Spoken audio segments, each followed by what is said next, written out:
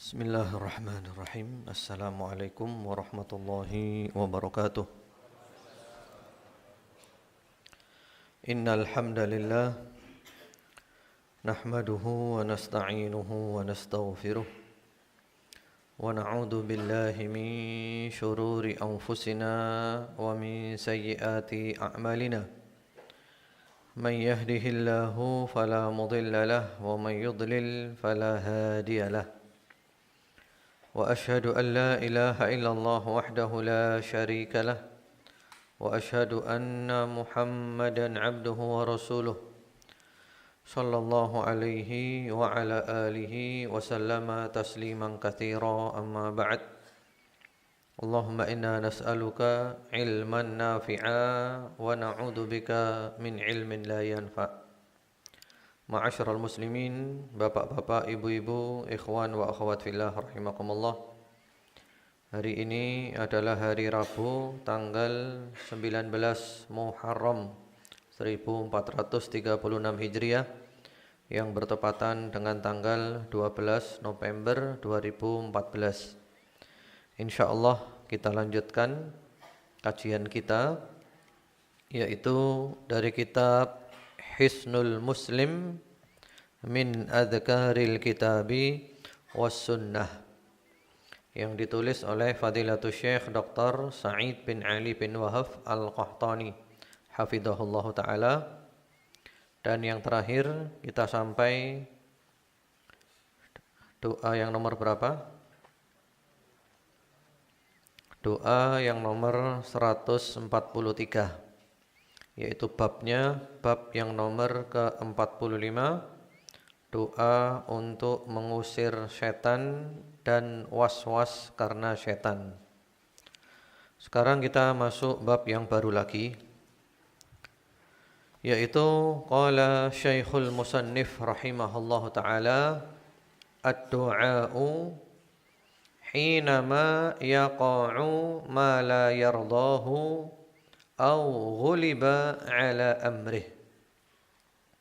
Berkata penulis kitab ini, semoga Allah menjaga beliau, doa ketika terjadi sesuatu yang tidak diinginkan atau kalah dalam suatu urusan. Jadi maksudnya adalah doa jika dalam kehidupan ini terjadi hal-hal yang tidak kita inginkan. Jika terjadi hal-hal yang membuat kita kecewa, apa yang harus kita ucapkan?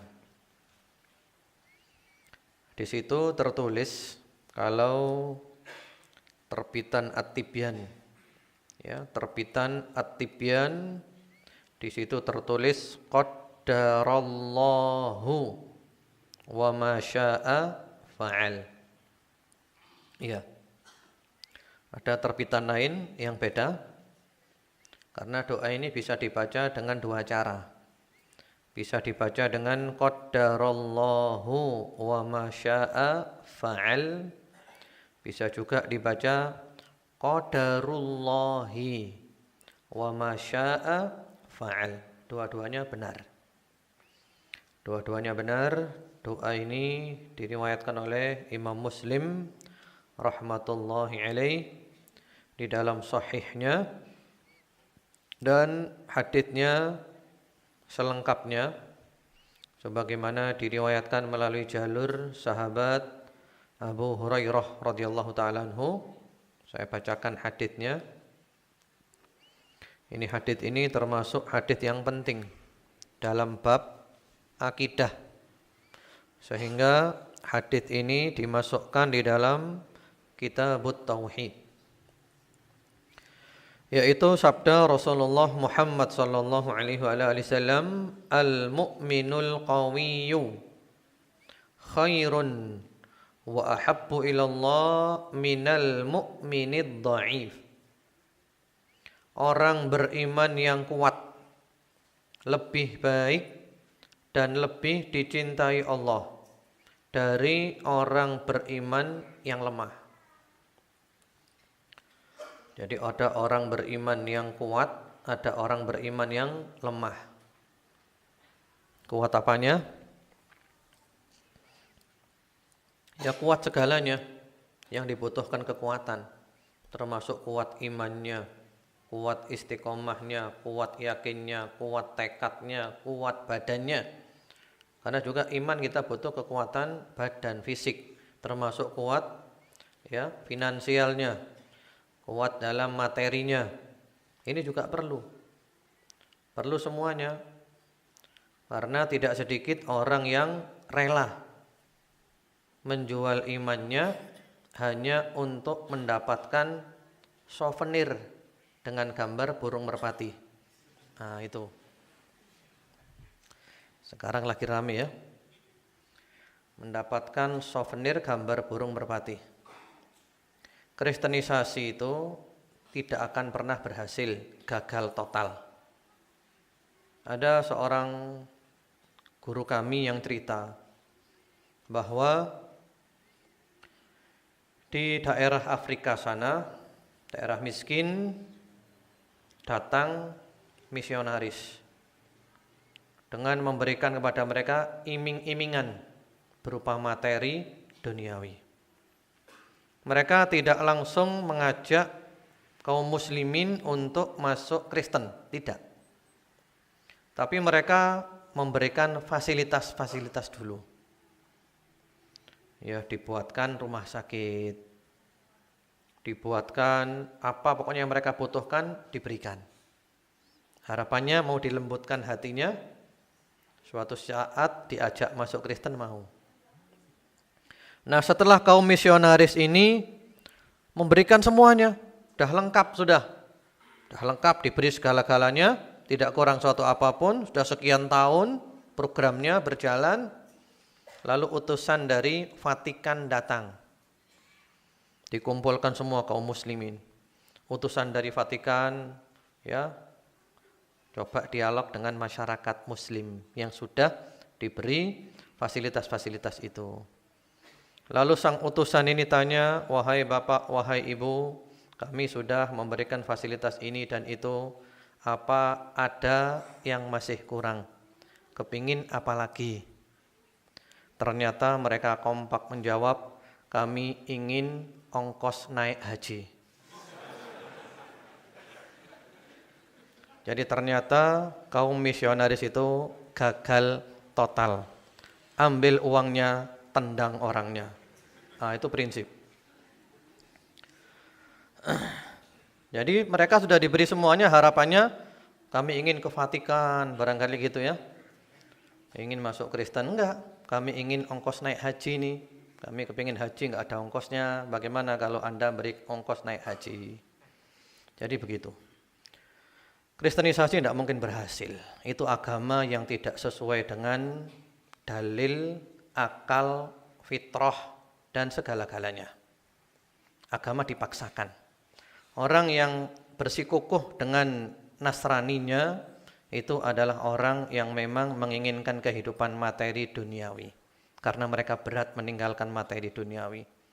Tapi kalau orang rela mencari kebenaran, walaupun harus mengorbankan materi duniawi, pasti masuk Islam. Islam nggak bisa dibendung. Eropa sekarang sudah luar biasa masuk Islam di mana-mana, nggak bisa dibendung Islam ini. Ini sudah fitrah. Ini adalah janji Allah. Tidak tersisa la yabqa baita madarin wala wabarin illa dakhalahul Islam. Tidak tersisa rumah yang terbuat dari batu, tidak pula terbuat dari bulu, melainkan Islam masuk ke dalamnya. Maksudnya perkotaan, pedesaan Islam masuk bi'izzi azizin wa dhulli dalilin, dengan kemuliaan orang yang mulia dan kehinaan orang yang hina. Artinya mau tidak mau, suka tidak suka, nerima tidak nerima, Islam tetap menyebar kemana-mana. Nggak bisa dibendung. Cuman yang sekarang perlu kita luruskan lagi adalah bagaimana kita ini bermuamalah dengan sesama muslim. Ini yang penting. Karena kelemahan kita terus terang umat Islam masih berpecah belah, masih terkotak-kotak. Padahal Islam ini luas. Islam ini luas. Banyak sekali hal-hal yang merupakan perbedaan-perbedaan yang bukan prinsip, kita prinsip-prinsipkan. sehingga terjadi permusuhan. Padahal kalau kita mau jujur dengan hati nurani yang paling dalam, dengan akal sehat, dengan keikhlasan tanpa terpengaruh oleh fanatik kelompok, banyak perbedaan itu yang enggak prinsip. Tapi kita prinsip-prinsipkan. Kita kan suka gitu kan? Kita kan suka memprinsip-prinsipkan yang bukan prinsip. Betul apa tidak? Di mana-mana, bukan hanya di Indonesia, di Arab Saudi juga di mana-mana. Bahkan masalah bola pun diprinsip-prinsipkan. Sehingga tawuran antara kelompok bola ini dengan kelompok bola itu. Itu bukan hanya di sini, di mana-mana. Hal yang enggak prinsip. Yang enggak prinsip. Kita mendukung kelompok ini, mendukung kelompok itu, yang enggak dapat apa-apa. Dunia enggak dapat, akhirat enggak dapat. Yang dapat apa? Tukaran saja.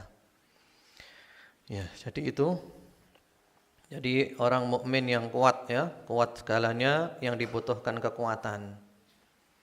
Kuat tekadnya, kuat dalam dakwah, kesabarannya dan seterusnya, lebih baik dan lebih dicintai Allah daripada orang mukmin yang lemah. Wa fi kullin khairun. Pada masing-masingnya itu baik, semuanya baik. Karena dia beriman, baik, semuanya baik. Cuman yang kuat lebih baik dan lebih dicintai oleh Allah Subhanahu wa taala daripada yang lemah. Kemudian nasihat Rasulullah sallallahu alaihi wasallam, ihris ala ma yanfa'uk. Ini kata Nabi ya.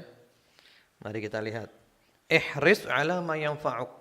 Hendaklah kamu semangat mengerjakan apa yang bermanfaat bagimu. Ini nasihat sangat indah. Jadi kata Rasulullah sallallahu alaihi wasallam, sesuatu yang bermanfaat kamu semangat mengerjakan. Pokoknya bermanfaat untuk dunia, untuk akhirat, pokoknya bermanfaat, semangat kau kerjakan. Jangan ditunda-tunda, jangan mundur, kemudian juga jangan ragu-ragu. Segera kerjakan secepatnya. Pokoknya yang baik kerjakan, semangat. Lalu kata Rasulullah sallallahu alaihi wasallam, wasta'in billah, dan mintalah tolong kepada Allah. Hadits ini ma'asyiral muslimin, jamaah sekalian rahimakumullah, dijadikan dalil tentang tawakal. Antum lihat di sini tawakal seperti apa? Jadi tawakal di dalam hadits ini usaha 100%, tawakal 100%. Jadi tawakal bukan berarti tanpa usaha, sudah pasrah aja tanpa usaha. Enggak, bukan tawakal itu. Itu bukan tawakal, itu keliru, salah paham tentang tawakal. Sehingga ada kaum yang berangkat dari haji, disebutkan dalam satu riwayat mereka ahlul Yaman. Berangkat haji tidak membawa bekal. Ketika ditanya, mana bekalnya? Kami tawakal kepada Allah, pasrah kepada Allah. Tapi ketika sampai Mekah, minta-minta kepada orang. Ditegur oleh Allah, wa tazawwadu. Kalau mau berangkat haji bawa bekal. Bukan gitu, itu bukan tawakal, bawa bekal. Wa tazawwadu fa inna khairaz zadi at-taqwa. Bawa bekal, bawa uang. Dan sebaik-baik bekal adalah takwa. Artinya uang dibawa, tapi jangan lupa takwanya lebih diutamakan. Kemudian juga Rasulullah Muhammad sallallahu alaihi wasallam ketika ada orang tanya bawa ontanya, ya, tanya kepada Nabi, ya Rasulullah, onta ini saya lepas saja dan saya tawakal kepada Allah, atau saya ikat dulu lalu saya tawakal kepada Allah. Kata Rasulullah sallallahu alaihi wasallam, aqilha wa tawakkal. Kamu ikat dulu, baru kemudian tawakal. Jadi tawakal itu usaha 100%. Nah, hatinya pasrah total kepada Allah 100%. Contoh tawakal yang paling baik adalah tawakalnya Rasulullah Muhammad sallallahu alaihi wasallam. Ketika beliau hendak pergi hijrah dari Mekah menuju Madinah, apa yang beliau lakukan? Yang beliau lakukan apa? Beliau mengatur strategi yang jenius, maksimal. Dipilih ya, pemimpinnya beliau, pembantunya adalah sahabat Abu Bakar As-Siddiq radhiyallahu taala anhu. Kemudian sahabat yang rela untuk menjadi pasukan berani mati adalah sahabat Ali bin Abi Thalib radhiyallahu taala anhu. Yang dipilih sebagai urusan konsumsi adalah Asma, putri sahabat Abu Bakar radhiyallahu taala anhu.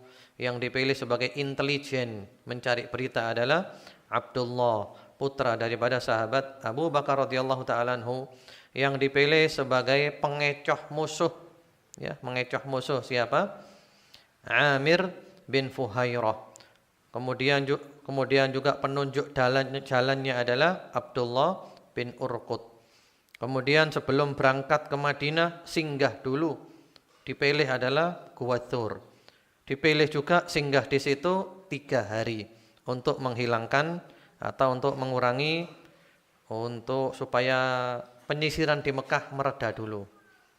Kemudian jalur yang dipilih adalah jalur alternatif. Ini strategi luar biasa. Nah, setelah semua ini, maka hatinya pasrah total kepada Allah. Saya sudah usaha maksimal 100%, sudah terserah Allah. Apapun yang terjadi terserah Allah. Inilah namanya tawakal. Kemudian juga Rasulullah Muhammad sallallahu alaihi wasallam memberikan contoh tawakal yang terbaik. Tawakalnya siapa? Tawakalnya burung.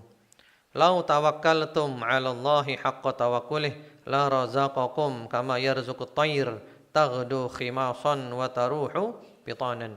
Kalau kamu tawakal kepada Allah dengan sebenar-benar tawakal, maka pasti Allah memberikan rezeki kepada kamu sebagaimana Allah memberikan rezeki kepada burung. Burung keluar dari sarangnya pagi hari perutnya kosong, pulang ke sarangnya sore hari perutnya kenyang. Kenapa Rasulullah selesai memberikan contoh burung? Burung itu usaha. Kalau pagi keluar kan? Keluar, tidak di sarangnya saja, keluar cari makan. Keluar kemana-mana cari makan burung ini. Bahkan saya pernah melihat burung sendirian, ya, di rig. Di rig itu di tempat pengeboran minyak. Ketika saya di sana, di Chevron, di West Seno. Yang mana jaraknya dari daratan, kalau dari Balikpapan sekitar 200 kilo. Kalau dari Bontang sekitar 60 kilo. Ini burung sendirian ke sana. Sampai saya pikir, saya merenungkan. Lalu saya tulis tentang burung itu. Dan ada di website saya, Hati Bening. Burung, cari usaha tawakal, keluar. Cari ke sana kemari. Nah sekarang sore ini sudah masuk ke sarangnya lagi. Di sarangnya sekarang burung, ya, dengan istrinya, dengan suaminya, dengan anak-anaknya, tidur nyenyak sekali, ya kan? Ada enggak burung yang kepikiran besok? Besok kira-kira makan apa ya? Ada enggak burung yang mikir seperti itu? Enggak ada. Karena apa? Dia tawakal kepada Allah. Dia yakin rezekinya telah dijamin oleh Allah. Yang penting harus usaha. Usaha. Ketika saya memberikan contoh ini biasanya ada yang jawab, wah, burung kan perutnya kecil, makannya sedikit. Nah, ya sudah. Kalau memang alasannya itu kita pakai contoh saja kuda Nil. Kuda Nil juga tawakal, usaha, dapat makan. Tawakal kepada Allah Subhanahu wa taala. Jadi tawakal ini penting. Kalau kita tawakal kepada Allah, diberi kecukupan oleh Allah. Wa may yatawakkal 'ala Allah fa huwa hasbuh. Tapi tawakal bukan berarti tanpa usaha. Tawakal itu usaha maksimal 100%. Hatinya pasrah kepada Allah 100%. Tidak mengandalkan usaha, tidak mengandalkan siapapun selain Allah, tapi benar-benar hanya mengandalkan Allah Subhanahu wa taala. Dan orang tawakal itu hidupnya tenang. Karena hidup bukan dipikiri. Masa depan bukan dipikiri. Masa depan itu direncanakan. Kemudian kita usahakan menuju ke sana, bukan dipikiri. Dipikiri sampai mohon maaf kepala kita botak, ya tetap aja nggak ada hasilnya. Masa depan bukan dipikiri, direncanakan, diusahakan. Jadi kata Rasulullah sallallahu alaihi wasallam, kalau ada yang bermanfaat, kerjakan maksimal, semangat. Kemudian mintalah tolong kepada Allah, wala ta'jazan atau wala ta'jizan, jangan sekali-kali lemah. Jadi orang Islam itu enggak boleh lemah. Orang Islam itu harus semangat. Kan di antara doanya Nabi, wa'udzubika minal ajzi wal kasal. Aku berlindung kepadamu ya Allah dari lemah dan malas. Itu bukan sifatnya orang Islam. Orang Islam itu sifatnya adalah ya semangat, enggak lemah, enggak boleh malas. Karena itu di dalam Al-Qur'an ada ayat yang berbunyi wa may yattaqillaha yaj'al lahu makhraja wa yarzuqhu min haitsu la yahtasib. Surat At-Talaq ayat 2 dan 3. Ya, barang siapa bertakwa kepada Allah, pasti Allah memberikan jalan keluar. Dan Allah memberikan rezeki dari arah yang tidak diduga-duga. Lalu ada yang protes. Lah ini ada orang takwa, kok dia kelaparan? Maka jawabannya, dia belum bertakwa. Kalau kelaparan berarti belum takwa. Berarti takwanya masih belum seperti yang diharapkan. Yang dimaksud takwa itu apa? Di samping takwa kepada Allah, mengerjakan perintah Allah, meninggalkan larangan Allah, orang bertakwa itu kerja, berusaha, mencari, itu orang bertakwa namanya. Pintu sini nutup, ngetok pintu sana tutup, ketok pintu sana. Bumi sini sempit, bumi yang lain luas. Ini orang bertakwa. Jadi orang bertakwa kan jangan berpangku tangan, jangan diem saja. Ya, berusaha membuka semua pintu yang bisa dibuka. Berusaha menembus semua bumi yang bisa ditembus. Inilah orang bertakwa. Sehingga dia tidak mungkin mati kelaparan. Selalu ada saja rezeki yang datang. Jadi kalau ada orang mengadu, ya nggak dapat uang, nggak ada uang sama sekali, berarti belum takwa. Kalau sudah bertakwa, nggak mungkin seperti itu. Pasti ada, pasti dapat. Ini janji Allah. Dan Allah tidak mungkin memungkiri janjinya. Tinggal masalahnya, kita sudah masuk dalam kategori takwa atau belum. Kemudian kata Rasulullah sallallahu alaihi wasallam, "Wa in asabaka syai'un fala taqul, law anni fa'altu kadza lakana kadza wa kadza." Tadi kan kata Nabi disuruh apa? Usaha maksimal, tawakal maksimal, jangan lemah. Nah, ternyata di tengah jalan ada yang tidak menyenangkan, gagal. Ternyata di tengah jalan gagal. Sudah usaha kok gagal gini, hasilnya kok mengecewakan. Maka kata Rasulullah sallallahu alaihi wasallam, jangan sekali-kali menyesali. Jangan mengatakan, aduhai, sekiranya aku dulu melakukan begini, tentu hasilnya akan begini. Jangan menyesal seperti ini, enggak ada faedahnya. Ini menyesal yang tidak ada faedahnya sama sekali.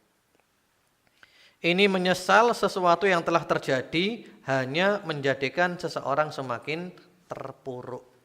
Semakin terpuruk, semakin lemah, semakin tidak bisa berbuat apa-apa. Menyesal saja, sumpek, sedih. Jadi kalau di tengah jalan ada gagal, ya jangan menyesal. Jangan pakai diulang lagi sejarahnya. Kalau seandainya dulu saya begini ya. Kalau dulu saya tidak memilih dia ya. Ya, udah putusin aja. Nah, itu judul bukunya Ustadz Felix ya. Udah putusin aja. Judulnya bukunya gitu. Jadi nggak usah menyesal, jalani aja. Jangan pakai menyesal. Sudah. Kalau seandainya aku gini, tentu gini tuh nggak bisa. Menyesal yang tidak ada faedah sama sekali. Walakin qul qaddarallahu wa ma syaa fa'al. Akan tapi katakan, ini telah ditakdirkan oleh Allah. Dan kalau Allah berkehendak, dia akan melakukan apa yang dia kehendaki. Itu kalau kata-katanya qaddarallahu, ini telah ditakdirkan oleh Allah. Tapi kalau kata-katanya qadarullahi, ya, ini adalah takdirnya Allah. Sama aja sebenarnya maknanya. Jadi boleh qadarallahu wa ma syaa fa'al, boleh juga qadarullahi wa ma syaa fa'al. Ini takdirnya Allah, mau diapakan lagi? Allah telah menuliskan ini 50.000 tahun sebelum Allah menciptakan langit dan bumi. Percuma disesali. Saya harus bangkit lagi. Ya, jadi begitu maksudnya ya. Jadi kalau gagal, jangan terpuruk, bangkit lagi. Itulah orang beriman. Bangkit lagi, semangat lagi, minta tolong kepada Allah lagi, jangan lemah. Di tengah jalan gagal lagi, bangkit lagi. Inilah orang beriman. Jadi jatuh bangun, jatuh bangun, jatuh bangun, tidak berhenti sebelum berhasil.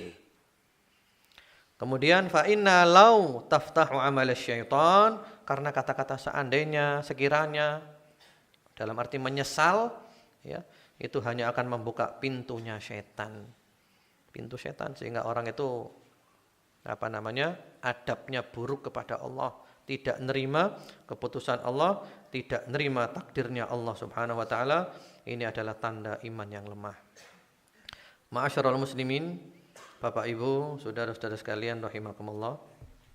Kata-kata seandainya, sekiranya itu ada yang terpuji, ada juga yang tercela.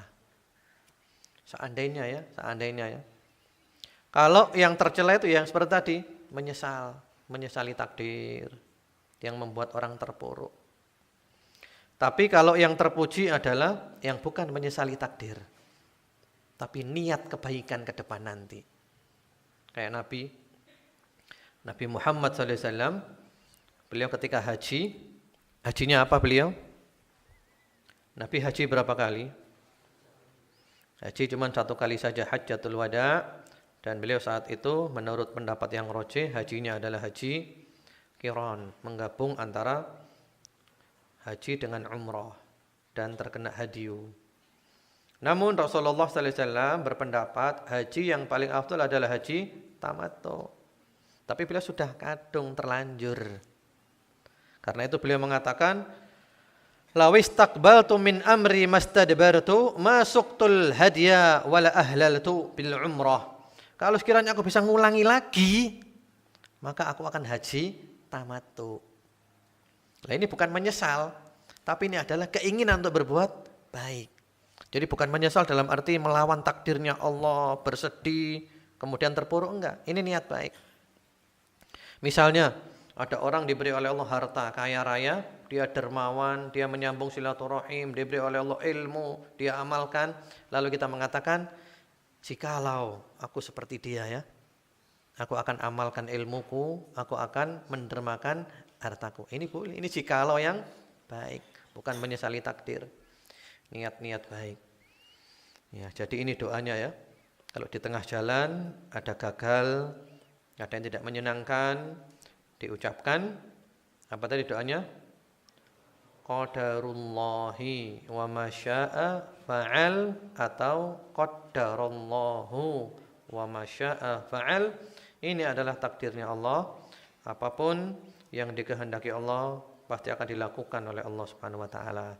Enggak ada faedahnya menyesali takdir. Ya. Jadi inilah orang Islam, inilah tauhid, tidak mengenal kata terpuruk. Jatuh bangun, jatuh bangun, jatuh bangun. Selama jiwa di kandung badan. Kita sekarang kan sedang menuju kepada finish, iya kan? Kita menuju kepada finish. Kita punya target-target yang mulia. Target ukhrawi ya, bukan target materi duniawi. Kita punya target-target yang mulia dalam kehidupan ini. Nah, seandainya kita masih belum bisa sampai kepada target-target itu enggak masalah. Yang penting kita mati di tengah jalan menuju target itu. Nah, mengejar target itu jangan pernah berhenti. Jatuh bangun, jatuh bangun, jatuh bangun. Saya tidak berhenti sebelum target saya tercapai. Antum punya target enggak dalam kehidupan ini? Perlu punya target. Orang kalau kehidupannya enggak punya target, enggak punya rencana ya, enggak punya cita-cita, seperti layang-layang terombang-ambing yang lepas dari talinya, atau seperti nelayan yang terkena ombak terbawa ke sana kemari enggak jelas. Tapi kalau orang punya target dalam kehidupan, dipatok di sana. Saya harus ke sini. Saya harus sampai di sini. Sudah kita menuju ke sana. Seandainya kita enggak bisa sampai finish di sana, enggak masalah. Yang penting kita tetap di jalan menuju finish matinya. Ya, karena kita tidak tahu ajal kita, kapan kita mati. Ma'asyiral muslimin, jamaah sekalian rahimakumullah. Setelah itu ada doa lagi, yaitu zikir yang babnya nomor ke-47, tahniatul mauludi lahu wa jawabuhu. Ucapan selamat untuk bayi yang baru lahir dan jawabannya. Sebenarnya bukan bayi baru lahir itu ya. Itu maksudnya adalah ucapan selamat kepada orang tua yang baru saja mempunyai anak. Ya, kemudian kalau ada orang mengucapkan gitu, jawabannya apa? Di situ disebutkan ucapannya, barakallahu laka fil mauhubilak wa syakartal wahib wa balagha asyuddah wa ruziqta birrah. Ya. Artinya, semoga Allah memberikan keberkahan untuk dirimu atas karunia yang diberikan kepadamu. Semoga engkau mensyukuri Allah yang Maha Memberi. Sang anak pun bisa hidup sampai usia dewasa dan engkau dikaruniai baktinya. Ini disebutkan oleh Al-Imam An-Nawawi di dalam kitabnya Al-Adhkar, yang juga telah ditahqiq oleh para ulama, di antaranya Syekh Salim bin Eid Al-Hilali. Ini doa bukan dari Nabi, bukan dari sahabat, tapi doa ini dari Al-Hasanul Basri rahimahullah ta'ala, seorang tabi'in. Jadi doa ini bukan dari Nabi, bukan dari sahabat, tapi dari seorang ulama tabi'in, Al-Hasanul Basri. Nah, doa ini ada ceritanya. Bagaimana ceritanya? Disebutkan oleh Ibnul Qayyim rahimahullahu ta'ala di dalam kitabnya Tuhfatul Maudud bi Ahkamil Maulud. Ada satu orang datang kepada Al-Hasanul Basri rahimahullahu ta'ala. Ya. Kemudian di samping Al-Hasanul Basri ada satu orang laki yang baru saja punya anak. Istrinya baru melahirkan. Jadi ada satu orang datang kepada Al-Hasanul Basri. Di samping Al-Hasanul Basri ada satu orang yang istrinya baru melahirkan, baru punya anak dia. Faqala lahu yahnikal faris. Lalu orang yang baru datang tadi mengucapkan kepada orang yang di sampingnya Al-Hasanul Basri yang baru punya anak itu, ya, selamat. Kau baru saja mendapatkan Al-Faris. Al-Faris itu kalau diterjemahkan secara harfiah adalah kuda pacu. Kuda pacu yang hebat. Nah, maksudnya biasanya adalah kesatria. Selamat, kau baru saja mendapatkan seorang kesatria, seorang pahlawan. Ya. Lalu kata Al-Hasanul Basri rahimahullahu ta'ala kepada orang itu, "Ma yudrika faris huwa au himar?" Kamu tahu dari mana? Apakah dia kuda pacu yang hebat atau keledai? Ya. Kamu kok mengucapkan gitu sih? Kamu tahu enggak anaknya jadi kuda pacu yang hebat atau jadi keledai? Jadi Al-Hasanul Basri menyalahkan cara orang itu mengucapkan selamat kelahiran. Kemudian beliau menganjurkan ucapannya seperti ini. Barakallahu laka fil mauhubilak wa syakartal wahib wa balagha asyuddah wa ruziqta birrah. Ya kan? Namun oleh sebagian ulama, redaksi ini dari Al-Hasanul Basri itu dinyatakan sanadnya dhaif. Sanadnya kepada beliau Hasan Basri sanadnya dhaif, sebagaimana diterangkan oleh Syekh Yahya Al-Hajuri hafizahullah taala di dalam kitabnya ketika beliau mentahqiq kitab Usulul Amani bi Usulit Tahani. Itu kitab Al-Hafidz As-Suyuti ditahqiq oleh Syekh Yahya bin Ali Al-Hajuri. Kata beliau ini sanadnya dhaif menuju Al-Hasanul Basri. Ada sanad yang sahih. Sanad yang sahih dari Al-Hasan Al-Basri lebih gampang sanadnya. Itu cukup mengucapkan ja'alahullahu ta'ala mubarakan alaik wa ala ummati Muhammad sallallahu alaihi wasallam. Itu doanya. Ini yang sahih daripada Al-Hasan Al-Basri. Yaitu ja'alahullahu mubarakan alaik wa ala ummati Muhammad sallallahu alaihi wasallam. Artinya, semoga Allah menjadikan anak ini barokah untukmu dan juga untuk umat Nabi Muhammad sallallahu alaihi wasallam. Ini yang lebih sahih. Ja'alahullahu ta'ala mubarakan alaik wa ala ummati Muhammad sallallahu alaihi wasallam. Mudah-mudahan Allah menjadikan anak ini barokah untukmu dan juga barokah untuk umat Nabi Muhammad sallallahu alaihi wa ala alihi wasallam. Kemudian kalau ada orang mengucapkan begitu kepada kita, bagaimana kita jawabnya? Wa yaruddu alaihil muhanna fayaqul. Kemudian jawabannya adalah barakallahu lak wa baraka alaik wa jazakallahu khaira wa razaqakallahu mithlah wa ajzala thawabak. Itu jawabannya, semoga Allah memberikan berkahnya kepadamu dan dalam segala yang kau miliki. Semoga Allah membalas untukmu kebaikan yang banyak dan Allah memberikan karunia yang sama kepadamu dan semoga Allah melipat gandakan pahalamu. Ini disebutkan oleh Imam An-Nawawi di dalam kitabnya Al-Adhkar. Ya. Jadi ini jawabannya kalau ada orang mengucapkan selamat atas kelahiran. Tadi gimana tadi lafadznya? Yang sahih lebih gampang padahal itu daripada yang sebelumnya. Barakallahu laka fil mauhubi lak wa syakartal wahib wa ruzikta birrah wa balagha asyuddah. Yang sahih malah lebih gampang lagi. Ja'alahullahu ta'ala mubarakan alaik wa ala ummati Muhammad sallallahu alaihi wasallam. Semoga Allah menjadikan anak ini barokah untukmu dan untuk umat Nabi Muhammad sallallahu alaihi wasallam. Semoga jadi anak barokah. Barokah bagi keluarganya dan barokah bagi umat semuanya. Ya, doa yang baik sekali. Jadi ini athar dari seorang tabi'in Al-Hasan Al-Basri rahimahullahu taala. Kemudian berikutnya bab yang nomor ke-48. Ma yu'awwadhu bihil aulad. Doa perlindungan untuk anak. Nah, ini juga penting. Jadi kita ini perlu berdoa kepada Allah agar supaya anak kita terlindungi.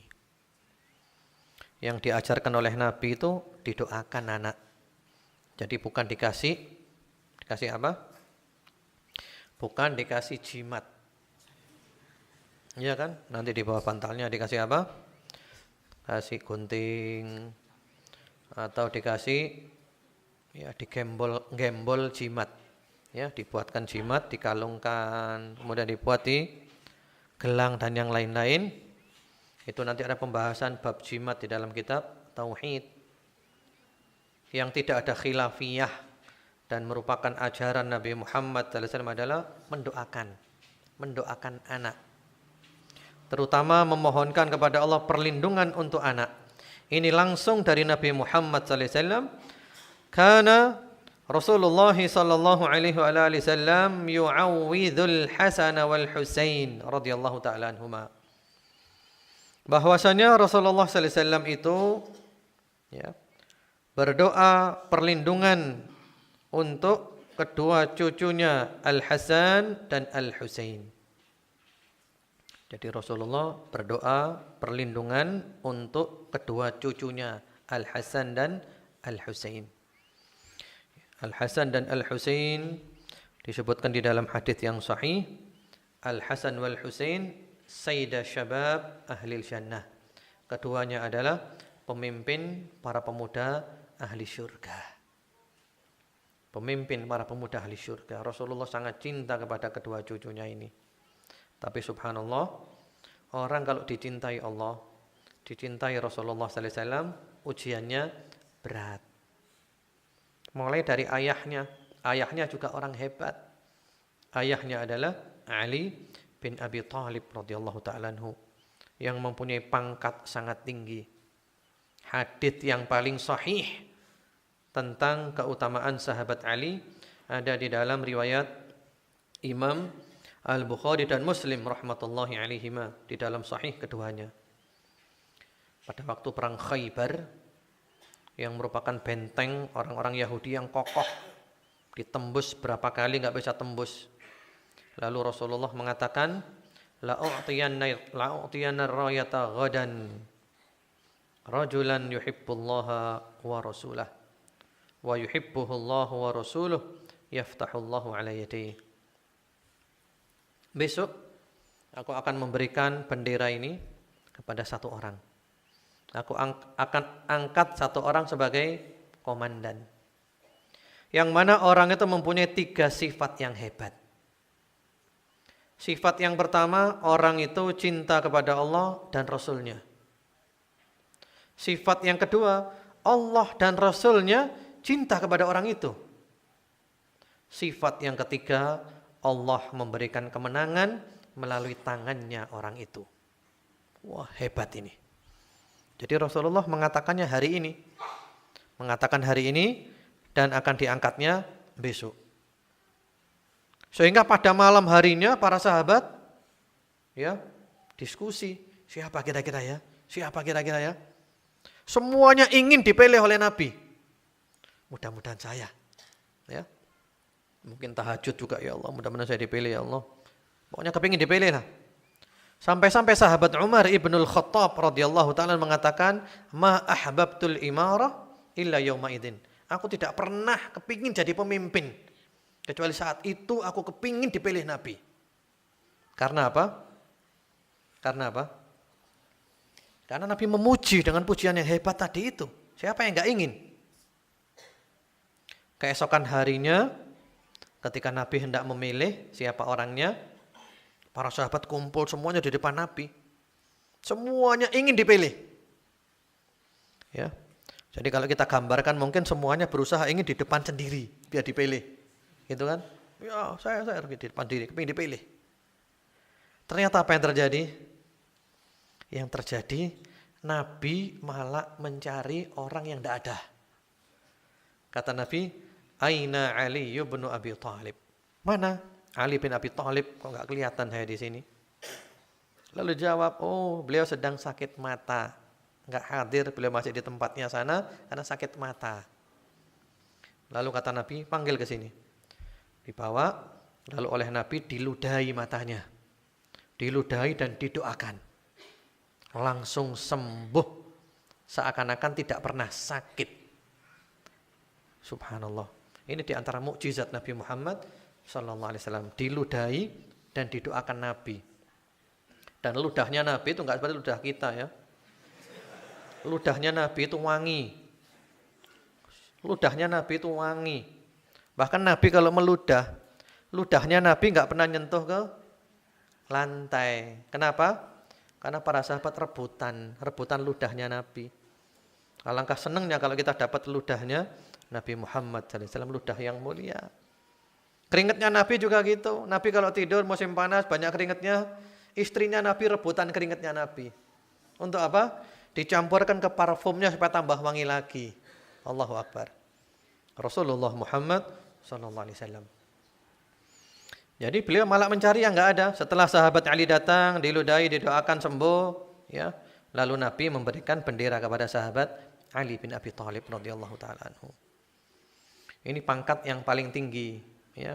Cinta Allah dan Rasulnya, dicintai Allah dan Rasulnya, Allah memberikan kemenangan melalui tangannya. Tapi ujiannya berat.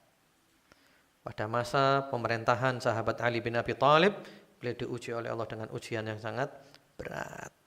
Terlalu banyak pemberontakan di sana sini, termasuk pemberontakan dari kaum Khawarij. Kaum Khawarij. Kaum Khawarij ini adalah kaum yang ahli ibadah, tapi akidahnya menyimpang. Mereka lebih mengedepankan hawa nafsu. Islamnya Islam versi hawa nafsu mereka. Ahli ibadah padahal mereka. Sampai-sampai kata Rasulullah sallallahu alaihi wasallam, tahqiruna salatakum bi salatihim wa siyamakum bi siyamihim wa qira'atakum bi qira'atihim au kama qala. Salatmu dengan salat mereka kalah. Puasamu dengan puasa mereka kalah. Baca Al-Qur'anmu dengan mereka kalah. Hebat. Tahajud mereka itu. Ngaji, puasa. Sampai disebutkan orang-orang Khawarij itu kurus-kurus, matanya cekung-cekung, pucat-pucat. Karena apa? Kurang makan, kurang tidur, banyak ibadah, banyak nangis. Luar biasa. Orang Khawarij. Tapi apa kata Nabi? Yamruquna minad-din kama yamruqus sahmu minar ramiyah. Mereka keluar melesat dari agama. Seperti anak panah yang keluar melesat dari busurnya. Yaqra'una al-Qur'an la yujawizu hanajirahum. Wa fi riwayah la yujawizu tarakihim. Mereka membaca Al-Qur'an tapi tidak melebihi tenggorokannya, tidak melebihi kerongkongannya. Artinya enggak diterima oleh Allah. Bahkan beliau menyebut haula'i kilabun nar. Mereka adalah anjing-anjing neraka. Padahal ahli ibadah. Makanya dilihat bukan ibadahnya, akidahnya benar apa tidak. Itu loh. Akidah ini penting. Karena sekarang ini banyak akidah yang nyeleweng. Termasuk akidah mencaci maki sahabat Nabi, istri Nabi. Ini agama apa ini? Akal kita nggak bisa nerima. Fitrah kita nggak bisa nerima. Apalagi dalil lebih nggak bisa nerima lagi. Nggak mungkin agama dari langit kayak gitu. Itu agama buatan manusia. Masa agama ritualnya adalah melaknat, mengutuk, mencaci maki. Anak kecil pun ya dilatih untuk melaknat, untuk mengutuk. Ini ajaran model apa? Ini bukan dari langit. Ini agama buatan manusia. Orang-orang Khawarij memberontak pada masa sahabat Ali bin Abi Thalib radhiyallahu taala anhu. Sahabat Ali diganggu luar biasa. Diganggu luar biasa sahabat Ali. Sampai akhirnya beliau dibunuh oleh orang Khawarij. Dibunuh ketika beliau sholat subuh, ditikam beliau. Dan beliau gugur sebagai syahid. Ketika ditikam, beliau mengatakan, Fuztu wa rabbil Ka'bah. Aku menang demi Tuhannya Ka'bah. Karena beliau gugur di jalan Allah. Istiqomah menegakkan kebenaran sampai mati. Jadi mati bukan kalah, mati itulah yang menang. Yang penting mati di jalan Allah subhanahu wa ta'ala. Hidup di jalan Allah, mati juga di jalan Allah subhanahu wa ta'ala. Yang bunuh siapa? Yang bunuh namanya adalah Abdurrahman bin Muljam, seorang Khawarij. Dia ini dzikir terus, enggak pernah lepas dari dzikir. Mulutnya kuamat kami terus, ngaji Al-Qur'an terus. Ini orang tersesat ya ini. Mulutnya kuamat kamit ngaji Al-Qur'an. Membunuh Sayyidina Ali, dia merasa telah membunuh orang jahat. Allahu Akbar. Itu orang Khawarij kayak gitu itu. Yang dibunuh adalah Sayyidina Ali. Orang yang hebat. Sepupu Nabi. Menantu Nabi. Istrinya adalah Khadijah. Anaknya adalah Al-Hasan wal Husain. Radhiyallahu ta'ala anhum ajma'in. Istrinya adalah Fatimah. Radhiyallahu ta'ala anhum ajma'in. Ya. Kemudian disebutkan di dalam buku-buku sirah bahwa Abdurrahman bin Muljam yang bunuh Sayyidina Ali ini dihukum. Hukumannya apa? Dipotong tangannya dan kakinya karena dia membuat kerusakan di muka bumi. Ya kan? Dia termasuk dalam kategori al-bughat, memberontak, penguasa yang sah. Ya. Dipotong tangannya, enggak bergeming, dzikir terus, kuamat kamit mulutnya. Kakinya dipotong, tetap dzikir, enggak bergeming. Sampai tangannya dua-duanya dipotong, kakinya dua-duanya dipotong, dzikir terus, ngaji Al-Qur'an terus. Sampai matanya pun dikasih paku panas, sampai matanya keluar leleh, dzikir terus. Sampai ketika lidahnya mau dipotong, baru bergeming dia. Lalu ditanya, "Loh, kamu dari tadi tidak pernah bergeming? Dipotong tanganmu, kakimu, matamu semuanya dibutakan. Sekarang lidahmu mau dipotong kok kamu bergeming." Apa kata dia? "Saya takut enggak bisa dzikir lagi nanti." Subhanallah. Inilah orang tersesat itu ya ini. Dia bukan nyembah Allah tapi nyembah hawa nafsu. Inilah orang yang masuk di dalam firman Allah Subhanahu wa taala di surat Al-Kahfi. Qul hal nunabbi'ukum bil akhsarina a'mala alladzina dhalla sa'yuhum fil hayatid dunya wa hum yahsabuna annahum yuhsinuna sun'a. Maukah kamu saya beritahu orang yang paling rugi amalannya, yaitu orang yang tersesat, dia merasa berbuat baik seperti orang Khawarij ini. Tersesat luar biasa. Jadi sahabat Ali diuji berat ujiannya. Demikian pula dua cucunya Al-Hasan dan Al-Husain. Al-Hasan bagaimana matinya? Kan setelah sahabat Ali meninggal dunia, yang diangkat sebagai khalifah siapa? Al-Hasan bin Ali, putranya yang diangkat sebagai khalifah. Lalu ada khalifah dualisme, ada Muawiyah, lalu Al-Hasan ini ngalah mundur. Karena Nabi sudah mengatakan Al-Hasan ini bakal mendamaikan dua kelompok besar. Putraku cucuku ini. Al-Hasan mundur, Muawiyah jadi khalifah. Kemudian Al-Hasan akhirnya diracun. Matinya diracun. Kemudian juga berikutnya lagi adalah saudaranya Al-Husain. Kisahnya panjang lebar. Ya, matinya diapakan? Dibantai di Karbala. Berhadapan dengan ribuan pasukan, kepalanya dipotong. Cucu Nabi, wajah yang biasa dicium oleh Nabi Muhammad SAW dihinakan seperti itu. Tapi beliau enggak kalah, beliau menang. Beliau adalah Sayyidus Syuhada, pemimpin para syuhada. Rela berkorban demi menegakkan agama Muhammad SAW. Namun kalau kita baca cerita-cerita begini, hati-hati dengan versi-versi yang menyimpang. Karena dalam kejadian Al-Husain ini ada dua kelompok yang menyimpang. Kelompok yang pertama yang mengaku cinta kepada Al-Husain, lalu kemudian mereka mengkultuskan melampaui batas, bahkan dampaknya adalah melaknat para sahabat dan istri Nabi, yang mereka dikenal dengan kelompok Syiah Rafidhah yang sekarang banyak sekali di Indonesia. Hati-hati. Kemudian ada pula kelompok tandingannya yang dikenal dengan kelompok Nawasib yang benci kepada keluarga Nabi Muhammad SAW. Mereka merayakan hari kematian Al-Husain. Jadi pada waktu Muharram, Asyura mereka buat perayaan-perayaan. Nah, itu kelompok menyimpang. Kita ahli sunnah wal jamaah tengah-tengah. Ya. Cinta kepada Ahlul Bait, cinta kepada para sahabat Nabi, cinta kepada para istri Nabi. Cinta yang wajar, tidak sampai melampaui batas. Nanti aja, ternyata waktunya habis. InsyaAllah kita lanjutkan pada waktu berikutnya tentang doa perlindungan untuk anak-anak itu. Wallahu a'lam. Kita buka sesi tanya jawab. Ini sudah ada yang masuk, saya kira sudah cukup. Yang sesuai dengan materi saja.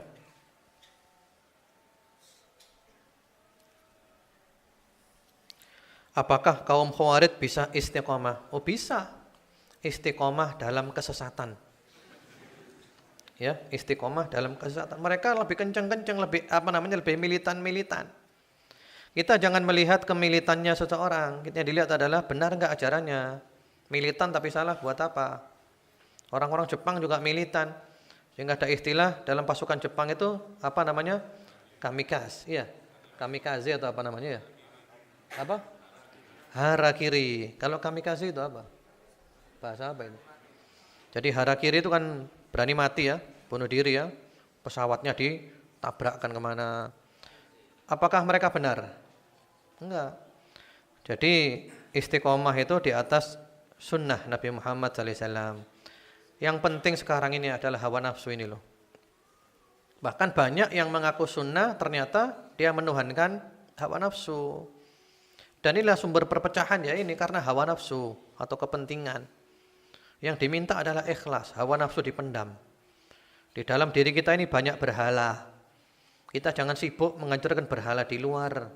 Berhala dalam diri kita hancurkan dulu. Berhalanya berupa hawa nafsu, itu berhala itu. Berapa banyak kelompok-kelompok yang lebih menuhankan hawa nafsunya.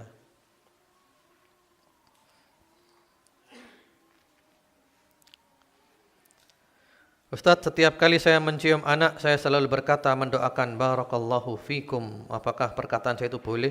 Boleh sekali. Memang harus gitu. Kalau mencium anak, kalau anak salaman didoakan, Allah barik fik, Allah yahfazuk. Semoga Allah memberikan barokah kepadamu, semoga Allah menjagamu. Doakan.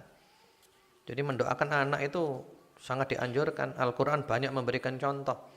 Ya, Rabbi ij'alni muqimas salati wa min dzurriyyati Rabbana wa taqabbal du'a. Rabbana hab lana min azwajina wa dzurriyyatina qurrata a'yun waj'alna lil muttaqina imama. Rabbi habli minas salihin, dan seterusnya. Mendoakan anak itu bagus. Terus mendoakan anak.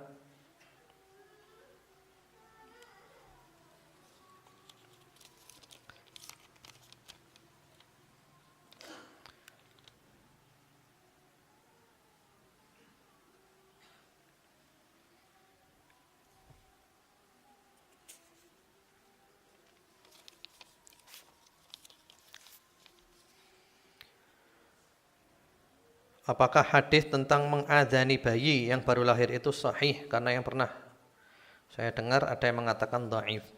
Ya, begini ya, pendapat itu macam-macam. Mengenai hadis tentang mengadzani anak, itu hadisnya banyak. Kalau hadis yang menyebutkan adzan telinga kanan, qomat telinga kiri memang dhaif. Tapi kalau adzan saja tanpa qomat dan tanpa milih telinganya, yang penting adzan. Ini para ulama masih berbeda pendapat. Memang ada yang mengatakan dhaif. Tapi tidak sedikit ulama besar mengatakan sahih. Ibnul Qayyim, bahkan Syekhuna Syekh Utsaimin. Bahkan Ibnul Qayyim dalam kitabnya Tuhfatul Maudud menyebutkan banyak faedah daripada mengadzani telinganya anak baru lahir. Seperti itu. Dan yang paling penting lagi, masalah ini bukan masalah prinsip. Jadi intinya, kamu yakin tidak ada adzan, jangan adzan. Saya yakin dengan adanya adzan, silakan adzan, monggo, enggak usah ribut. Enggak sunnah, adzan, berarti kamu bukan salafi. Ya Allah, terlalu dangkal ini pemahamannya. Ya, ini namanya apa namanya? Islam yang luas dijadikan seperti kotak kecil. Sampai seperti itu. Jadi bukan begitu ya. Dan alhamdulillah anak saya 3, saya adzani semuanya. Ya, saya adzani semuanya. Yang yakin tidak ada adzan, monggo kamu jangan adzan. Saya tidak nyuruh kamu adzan. Saya yakin adzan ada, saya adzan. Ya silakan kita beda pendapat. Nah, yang penting awake dhewe dulur. Nah gitu kan, enggak usah tukaran. Masalah ini tukaran. Sing enggak tukaran iku apa sih wong Islam iki? Wabet kayak tukaran.